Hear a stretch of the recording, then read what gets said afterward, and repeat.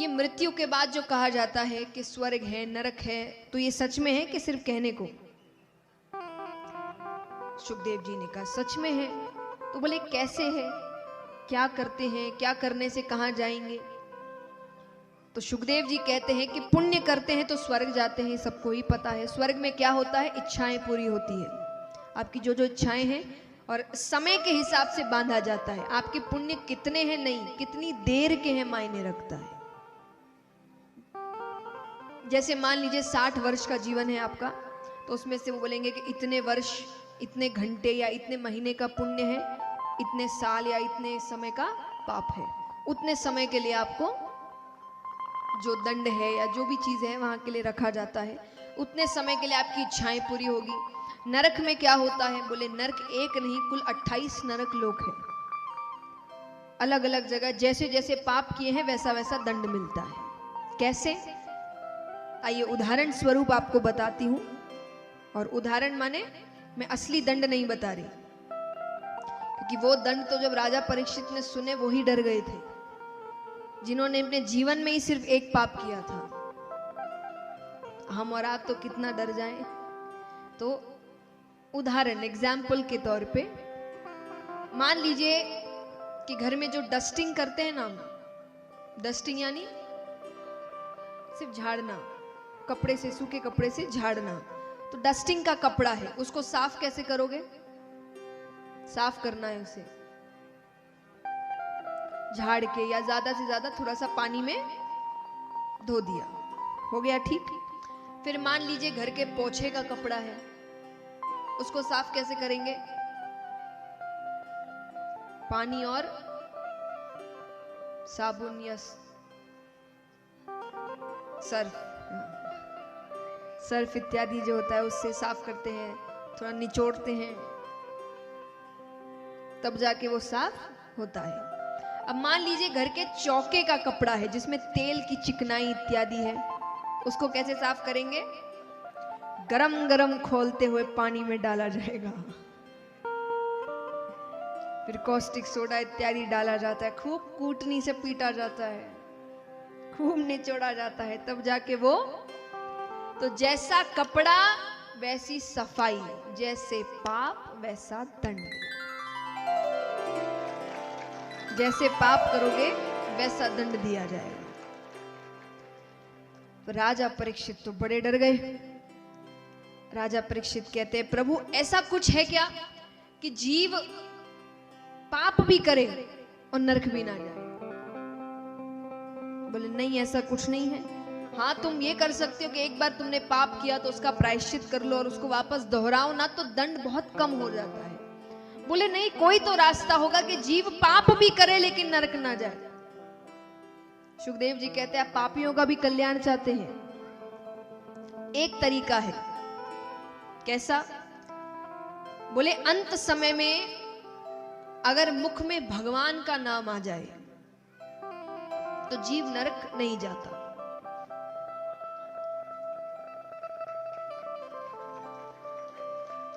तालियों से मतलब ये नहीं कि ये बहुत आसान है। कितने तो यहाँ बैठे होंगे सोचेंगे हो गया हमारा काम।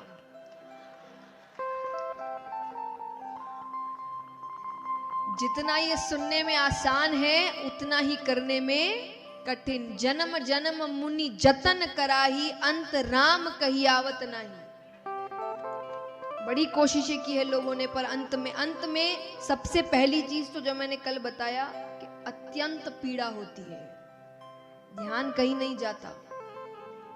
और दूसरी चीज, अगर थोड़ा ध्यान इधर उधर हो भी जाए तो ध्यान कहाँ होता है? पत्नी से मिल लूं या पति से मिल लूं, बच्चे से मिल लूं, माँ बाप से मिल लूं, रिश्तेदारों से मिल लूं, ये कर लूं, वो कर लूं, वो कर लूं। तो पूरा ध्यान इन्हीं चीज, भगवान दूर दूर तक किसी के ख्यालों में नहीं आते। तो महाराज, लेकिन ये सच है, अंत समय में भगवान का नाम ले लो तो नरक नहीं जाते। लेकिन अब हम सांसारिक लोग हैं, बिना सबूत के कोई चीज मानते नहीं। तो राजा परीक्षित ने कहा कि कोई सबूत है या किसी के साथ ऐसा हुआ है? सुखदेव जी कहते जरूर हुआ है। कन्नौज नगरी में एक ब्राह्मण रहते थे उनके एक पुत्र हुआ जिसका नाम था अजामिल। क्या नाम था? अजामिल। बचपन से अच्छे कार्य करते, पिता भी उनके भगवान को बहुत मानते। अब एक दिन बच्चा खेलते खेलते वन की ओर जाता है। वहां उसने एक शुद्ध दंपति को संभोग करते हुए देख लिया। बुराई मन में प्रवेश, बाल हृदय है, कोमल हृदय है, हर चीज का समय होता है, हर चीज को समझाने का एक समय होता है। और कहते हैं ना कि बुराइयां या अवगुण ये चुंबक की तरह होते हैं। एक अगर आ गया तो वो अपने भाई बंधों को बुला ही लेता है। तो एक बुराई प्रवेश करते उसमें सब बुराइयां आने लगी। अब मदिरा पान करना, अब वो करने के लिए पिता से कैसे पैसे मांगे? चोरी करना।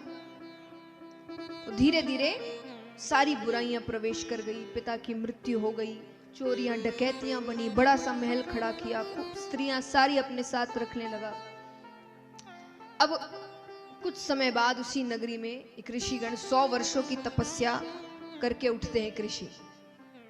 तो उन्होंने इस नगरी में आकर पूछा कि यहाँ किसी ब्राह्मण का घर है क्या? मुझे एक रात बितानी है। सबने कहा घर तो है पर वो ब्राह्मण कहलाने योग्य नहीं है। सिर्फ ब्राह्मण कुल में पैदा हो जाने या किसी भी कुल में पैदा हो जाने से आपको वो बना नहीं देता, आपको वैसे कर्म करने पड़ते हैं। ये पदवियां हैं। कितना ये जात पात, ये पदवी है। आपको गुरु तब माना जाता है जब आप गुरु जैसे काम करेंगे। काम ही नहीं करेंगे तो क्यों मानेंगे? फिर तो हर एक इंसान जैसा सब कोई है वैसे ही है आप। लेकिन ये पदवी है, कब मिलती है? जब आप वैसी शिक्षा ग्रहण करते हैं, वैसे काम कर्म करते हैं।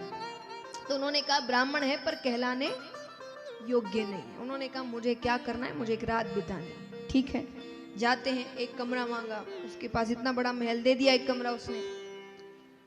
पूरी रात, अब सिद्ध ऋषि थे, उन्होंने सब कुछ समझ लिया कौन है, क्या किया इसने। सुबह उठते हैं, जाने लगते। जाने से पहले कहा तुमने मुझे स्थान दिया रहने को, अगर कुछ वरदान मांगना चाहते हो, कुछ वचन चाहते हो।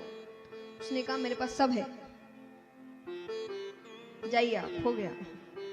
उसने कहा ठीक है। ऋषि कहते एक और बात मानोगे मेरी? कौन सी बात? तुम्हारी पत्नी को अभी 10वां गर्भ है, तुम्हारे संतान होने वाली है। बोले हाँ। तो बोले उसका नाम नारायण रखना। क्या रखना? उसने कहा ठीक है। चले गए। वो बालक ही होता है तो उसका नाम जैसे उसने वचन दिया था उसने रखा नारायण। अब क्योंकि घर का सबसे छोटा बालक है तो मोह ज्यादा है, तो अब दिन भर उसके मुख में केवल एक ही नाम, नारायण। इधर आना, नारायण कहाँ गया? नारायण ने खाना खाया, नारायण को नारायण नारायण नारायण, दिन भर नारायण। वर्ष बीतते हैं, अंत समय आता है उसका। अंत समय में जैसे ही यम के दूत आए, उसको खींच के ले जाने लगते हैं कि डर के मारे उसने जोर से चिल्लाया नारायण मुझे बचाओ, नारायण मुझे बचाओ। भगवान को आवाज आती है। भगवान अपने पार्षदों से कहते जाकर देखो कौन आवाज लगा रहा है, उसकी मदद करो। पार्षदों को देखकर यम के दूत चले जाते हैं। अब यमराज भगवान के पास आते हैं। वो कहते हैं आपके भक्त का अंत समय आता है, मैं नहीं जाता, लेकिन ऐसे पापी के लिए आपके पार्षद आए। भगवान कहते हैं पापी हो कि पुण्य करने वाला हो, जो अंत समय में मेरा नाम ले लेता है वो नरक लोग। अरे यमराज के वो आपका नाम नहीं ले रहा था, वो अपने पुत्र नारायण का नाम ले रहा था। भगवान कहते पुत्र समझकर, पिता समझकर, मित्र समझकर, शत्रु समझकर, नाम तो मेरा ही ले रहा।